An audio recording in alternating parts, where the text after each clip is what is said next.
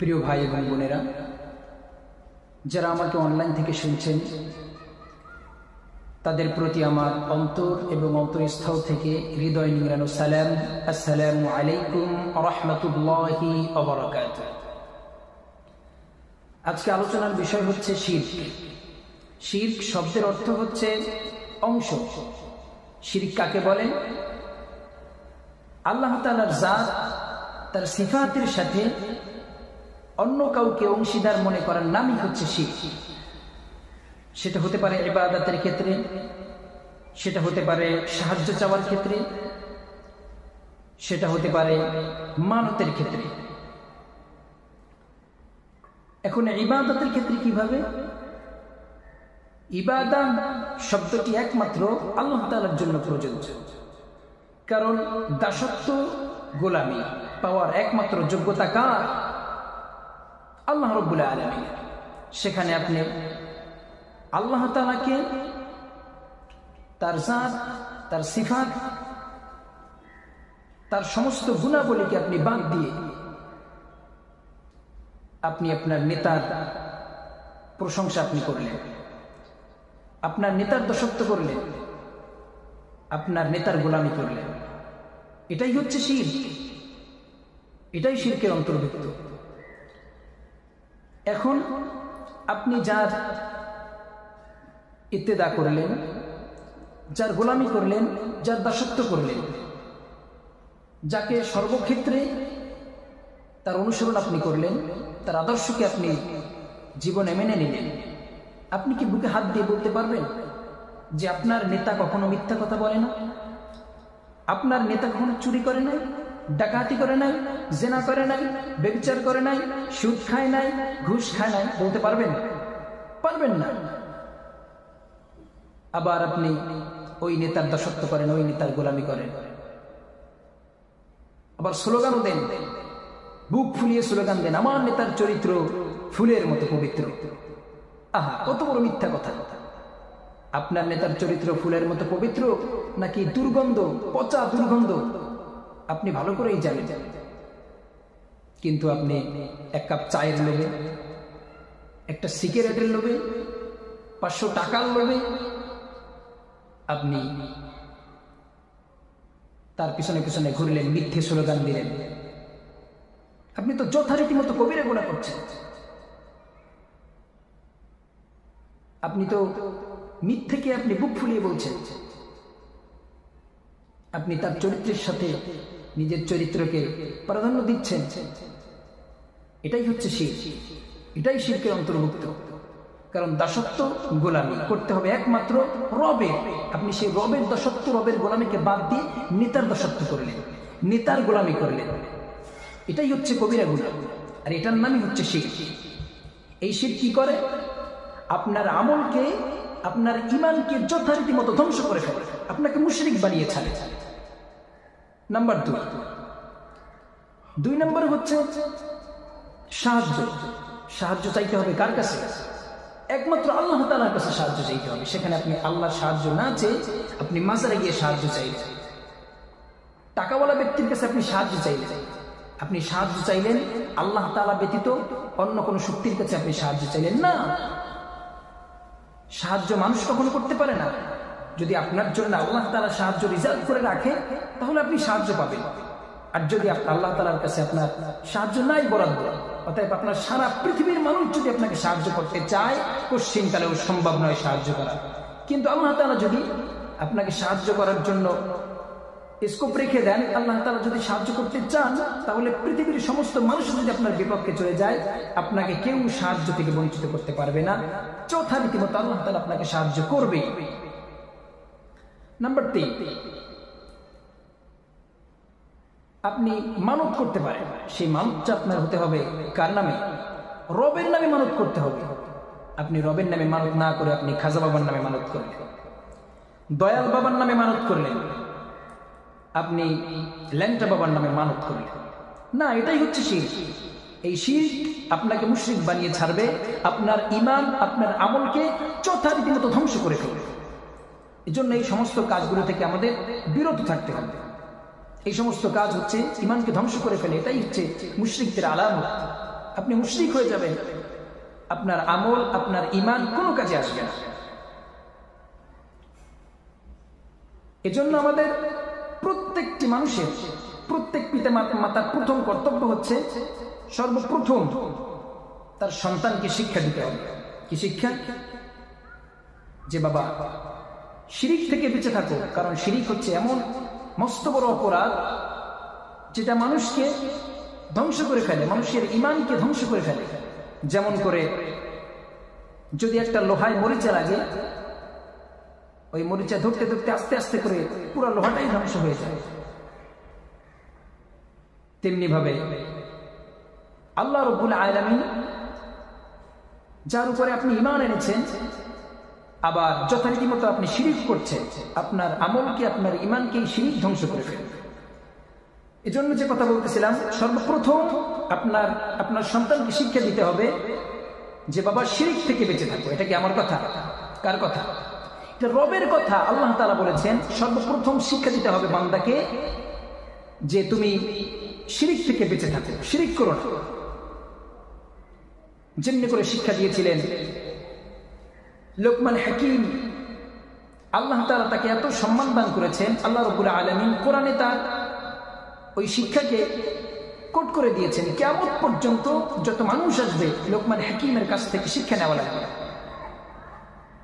এই যে লোকমান হাকিম, যিনি রাসূলও ছিলেন না, নবীও ছিলেন না, কিন্তু আল্লাহ তাআলা তার কথাকে এত মর্যাদা করেছেন, এত আল্লাহ তাআলার কাছে পছন্দ হয়েছে, আল্লাহ রাব্বুল আলামিন তার কথাকে কোরআনে কোট করে দিয়েছেন। আল্লাহ রাব্বুল আলামিন বলেন, وَإِذْ قَالَ لُقْمَانُ لِابْنِهِ وَهُوَ يَعِظُهُ قَالَ يَا بُنَيَّ لَا تُشْرِكْ بِاللَّهِ إِنَّ الشِّرْكَ لَظُلْمٌ عَظِيمٌ। আল্লাহ রাব্বুল আলামিন বলেন, লোকমান হাকিম তার সন্তানকে শিক্ষা দিচ্ছেন, ইয়া বুনাইয়া, হে আমার কলিজার টুকরা সন্তান, লা তুশরিক বিল্লাহ, তুমি আল্লাহ তাআলার সাথে শিরক করো না। ইন্নাশ শিরকা লাযুলমুন আযীম, নিশ্চয়ই শিরক হচ্ছে মস্ত বড় জুলুম, মস্ত বড় অপরাধ, মস্ত বড় গুনাহ, কবিরা গুনাহ। এই গুনাহ থেকে তুমি বেঁচে থাকো। সর্বপ্রথম সন্তানকে শিক্ষা দিচ্ছে, বাবা তুমি শিরক করো না। এখানে আল্লাহ তাআলা ইন্নাশ শিরকা লাযুলমুন আযীম বলেছেন, আল্লাহ রাব্বুল আলামিন আযীম লাগিয়ে দিয়েছেন। আযীম কি? আযীম কেন আল্লাহ তাআলা লাগালেন? আযীম শব্দের অর্থ হচ্ছে মহান। আল্লাহ রাব্বুল আলামিন আযীম সব জায়গায় লাগান না, আল্লাহ তাআলা আযীম এইখানে আল্লাহ ব্যবহার করেছেন। কারণ হচ্ছে শিরিক হচ্ছে এত বড় মস্ত বড় মহান অপরাধ, যেই অপরাধ তুমি যদি করো, ওই অপরাধ করলে তোমার ঈমান থাকবে না, তোমার আমল ধ্বংস হয়ে যাবে। সব কিছু তুমি যত আমল করেছো, কোনো আমল কাজে আসবে না, সব আমলগুলো আল্লাহ রাব্বুল আলামিন ধ্বংস করে দিবে। কারণ তোমার আমলের ভিতর শিরকের গুনাহ আছে, অর্থাৎ তুমি তো মুশরিক, তোমার আমল কিসের কাজে আসবে? কোনো কাজে আসবে না। এজন্য আমলকে যদি পরিপূর্ণভাবে সুন্দরভাবে আমলকে রাখতে চান, সর্বপ্রথম আপনাকে প্রাধান্য দিতে হবে আপনি শিরক করছেন কিনা। আমল আপনি অল্প করেন, কিন্তু সেই আমলটা নির্ভেজাল থাকতে হবে, শুদ্ধ আমল থাকতে হবে। যদি শুদ্ধ আমল থাকে, নির্ভেজাল আমল থাকে, তাহলে ওই আমলটি আপনি নাজাতের আশা করতে পারেন। এজন্য আল্লাহ তাআলা শিরকের ক্ষেত্রে ইন্নাশ শিরকা লাযুলমুন আযীম বলেছেন। আযীম কেন বললেন? আযীম শব্দের অর্থ হচ্ছে মহান। আল্লাহ তাআলা আযীম ব্যবহার করেছেন কারণ এত বড় মহান গুনাহ যা কোনো কিছু দিয়ে মাপা সম্ভব হবে না। আল্লাহ তাআলা আযীম ব্যবহার করেছেন কোরআনের ক্ষেত্রে। কোরআনকে আল্লাহ তাআলা আযীম বলেছেন কারণ কোরআন হচ্ছে এমন একটি কিতাব, এত মর্যাদাবান কিতাব, এত সম্মানী কিতাব, যেই কিতাবের প্রশংসা, যেই কিতাবের সম্মান, যেই কিতাবের মর্যাদা এত বেশি, এত বেশি। এই কমপ্লিট কোড অফ লাইফ, পূর্ণাঙ্গ জীবন ব্যবস্থা হচ্ছে কোরআন। এজন্য আল্লাহ তাআলা কোরআনকে আযীম বলেছেন। এই কোরআনের কাছে আপনি আসতে যদি পারেন, সঠিকভাবে মানতে পারেন, আর পার্থিব জীবনে ব্যক্তিগত, সামাজিক, রাষ্ট্রনৈতিক, অর্থনৈতিক প্রত্যেকটি জীবন যদি আপনি মানতে পারেন, তাহলে আল্লাহ রাব্বুল আলামিন আপনাকে পৃথিবী থেকে যখন আপনাকে নিয়ে যাবে, পৃথিবী থেকে আপনাকে বিদায় করে নিয়ে যাবে, আল্লাহ তাআলা যখন দেখবে আপনার প্রত্যেকটি জীবন আপনি চলছেন একমাত্র রবের কোরআন অনুযায়ী, তখন আল্লাহ তাআলা আপনাকে ক্ষমা করে দিতেও পারে।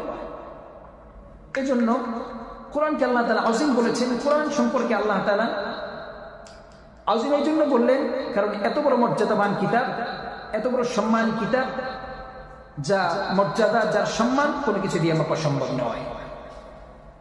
এবং রাসূলের ক্ষেত্রেও আল্লাহ তাআলা আযীম বলেছেন। কেন বললেন? কারণ জনাবে মুহাম্মদুর রাসূলুল্লাহ সাল্লাল্লাহু আলাইহি ওয়াসাল্লাম, তার চরিত্র, তার মর্যাদা, তার সম্মান এত বেশি যা কোনো কিছু দিয়ে মাপা সম্ভব নয়। 3 নম্বরে আল্লাহ তাআলা আযীম বলেছেন আরশের ক্ষেত্রে। আরশে আযীম বলেছেন। কেন আরশে আযীম বললেন? আরশে আযীম বলার কারণ হচ্ছে আরশ আল্লাহ তাআলার এত মহান, এত মর্যাদাবান, এত সম্মানী, আল্লাহ তাআলার জন্য আযীম বলেছেন কারণ আল্লাহর আরশের মর্যাদা কোনো কিছু দিয়ে মাপা সম্ভব নয়। এজন্য আল্লাহ তাআলা এখানে আযীম বলেছেন। এজন্য শিরক এমন একটি মস্ত বড় অপরাধ, মস্ত বড় এমন একটি গুনাহ, যে গুনাহকে আল্লাহ তাআলা গুনার তীব্রতা বোঝানোর জন্য আল্লাহ তাআলা এখানে আযীম ব্যবহার করেছেন।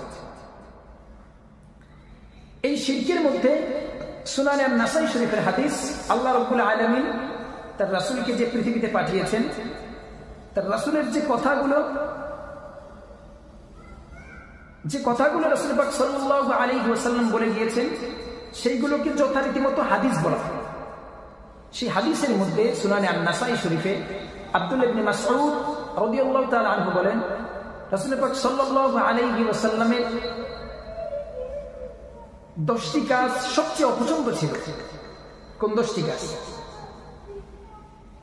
যেই 10টি কাজ আল্লাহ তাআলা অপছন্দ করছেন এবং আল্লাহ রাসূল অপছন্দ করতেন, সেই 10টি কাজের মধ্যে অন্যতম একটি কাজ, যেই কাজের মধ্যে শিরক লুকিয়ে আছে, সেই কাজটি হচ্ছে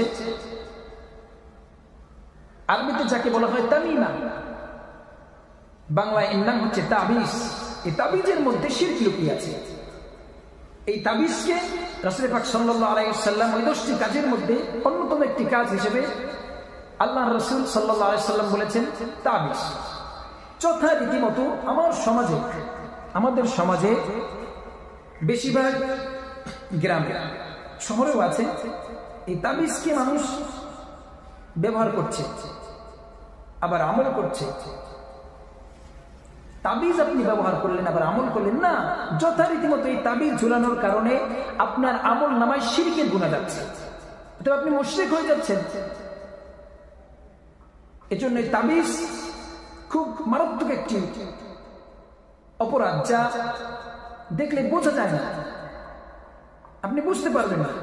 আপনি মনে করছেন না একটু তাবিজ তো সামান্য কিছু, না, এটা কোনো সমস্যা নেই, কিন্তু এটা হচ্ছে শিরক, মস্ত বড় অপরাধ। ইন্না শিরকা লাযুলমুন আযীম, মস্ত বড় জুলুম হচ্ছে এই শিরক। এজন্য এই তাবিজ ঝুলানো থেকে আমাদেরকে বিরত থাকতে হবে। আপনি তাবিজ ঝুলালেন, আপনি যত বড় হাজি গাজী হন না কেন, যত বড় আপনি দানবীর হন না কেন, আপনি 5 ওয়াক্ত নামাজ পড়লেন, যাকাত দিলেন, হজ করলেন, ইসলামের প্রত্যেকটি কাজের ভিতরে আপনাকে পাওয়া যায়, কিন্তু আপনার আমল নামায় শিরকের গুনাহ যাচ্ছে। কি কারণে? আপনার শরীরে একটা তাবিজ ঝুলানো আছে, ওই তাবিজের জন্য আপনার আমল নামায় যথারীতি মতো শিরকের গুনাহ যাচ্ছে। এজন্য এই তাবিজ থেকে আমাদের বিরত থাকতে হবে। রাসূল পাক সাল্লাল্লাহু আলাইহি ওয়াসাল্লাম আরেকটি হাদিসে বলেছেন, তিরমিজি শরীফের হাদিস, রাসূল পাক সাল্লাল্লাহু আলাইহি ওয়াসাল্লাম বলেন, যে ব্যক্তি তাবিজ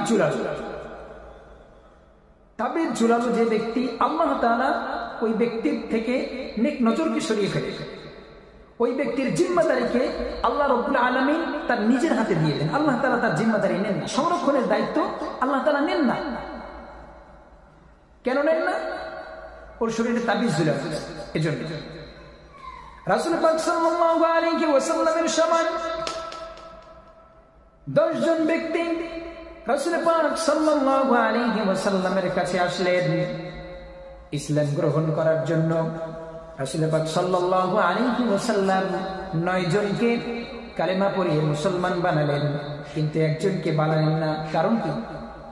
একজনকে মুসলমান না বানানোর কারণ কি? কারণ হচ্ছে তার শরীরে তাবিজ ঝুলানো ছিল। এরপরে ওই তাবিজ যখন খুলে ফেললেন, এরপর আল্লাহ পাকের রাসূল সাল্লাল্লাহু আলাইহি ওয়াসাল্লাম তাকে মুসলমান বানালেন। ওই তাবিজের জন্য তাকে মুসলমান বানালেন না, কারণ ওই তাবিজ ঝুলানোর কারণে ওর আমলনামায় শিরিক ঢুকতে থাকবে, ওর আমলনামার মধ্যে শিরিকের গুনাহ যাবে। এজন্য রাসূল পাক সাল্লাল্লাহু আলাইহি ওয়াসাল্লাম তাকে মুসলমান বানান নাই। আমাদের সমাজেও এই যে তাবিজ নিয়ে মানুষ তাবিজের উপরে ভরসা করে, তাবিজকে কি না কি মনে করে, এটার নাম হচ্ছে শিরিক। তাবিজকে কোনো কিছু মনে করা যাবে না, তাবিজকে যথারীতিমতো শিরিক মনে করতে হবে, কারণ ওর ভিতরে শিরক লুকিয়ে আছে, ওর ভিতরে শিরক লুকিয়ে থাকে। কিছু তাবিজ ব্যবহার করা জায়েজ আছে, কিন্তু তার ভিতরেও শিরক লুকিয়ে থাকতে পারে, এজন্য প্রত্যেক তাবিজকে বর্জন করতে হবে। রাসূল পাক সাল্লাল্লাহু আলাইহি ওয়াসাল্লামের সময় তাবিজ ছিল না, কি ছিল? ফুক দিত। আপনি কোরআন থেকে, যে কোরআনে রাসূল পাক সাল্লাল্লাহু আলাইহি ওয়াসাল্লাম দুইটা সূরাই আল্লাহ তাআলা দিয়েছেন ফুক দেওয়ার জন্য। আপনি 2টি সূরা পড়ে আপনি যথারীতি মতো ঝাড়ফুঁক আপনি করতে পারেন, কোনো সমস্যা নেই। কিন্তু এই তাবিজ খুব ভয়ঙ্কর জিনিস, তাবিজ থেকে সর্বাধিক আমাদেরকে বিরত থাকতে হবে। আর তাবিজ আপনার শরীরে যদি ঝুলানো থাকে, তাবিজ ঝুলানো থাকলেই সমস্যা। আপনার শরীরে তাবিজ ঝুলানো, দেখবেন আপনার মন সর্বাধিক খারাপ থাকবে, আপনি অন্তরে শান্তি পাবেন না। আবার আপনার শরীরের সুন্দর সুগঠনকে নষ্ট করে ফেলে, আপনার শরীরও সুন্দর হবে না, আপনার স্বাস্থ্য শরীরও ভালো হবে না এই তাবিজের কারণে। আর গ্রামে গঞ্জে এমনও কিছু মানুষ আছে মানে অনেক বেশি, ছোট ছোট বাচ্চাদের গলায় এতগুলো তাবিজ ঝুলিয়ে রাখে। ওই তাবিজগুলো বহন করার জন্য আরো একজন লোক প্রয়োজন হয়। বাচ্চা হাঁটতে পারে না তাবিজ নিয়ে, মনে যেন 5 কেজির মতো একটা দলা এরকম ঝুলিয়ে না। এই তাবিজ থেকে মুসলমানদের সর্বাধিক বিরত থাকতে হবে। আল্লাহ রাব্বুল আলামিন এই শিরকের গুনাহ থেকে আমাদেরকে বাঁচিয়ে রাখুক, যথারীতি মতো এই তাবিজকে বর্জন করার তৌফিক আল্লাহ তাআলা দান করুক। ইহকাল এবং পরকালে আল্লাহ রাব্বুল আলামিন আমাদের অল্প আমল, কিন্তু আমলের ভিতরে শুদ্ধতা আল্লাহ তাআলা, আমরা যেন শুদ্ধতা রেখে আমল করতে পারি, আল্লাহ রাব্বুল আলামিন আমাদেরকে তৌফিক দান করুক। আমিন। ওয়া আখিরু দাওয়ানা আলহামদুলিল্লাহি রাব্বিল আলামিন। আসসালামু আলাইকুম ওয়া রাহমাতুল্লাহি ওয়া বারাকাতুহু।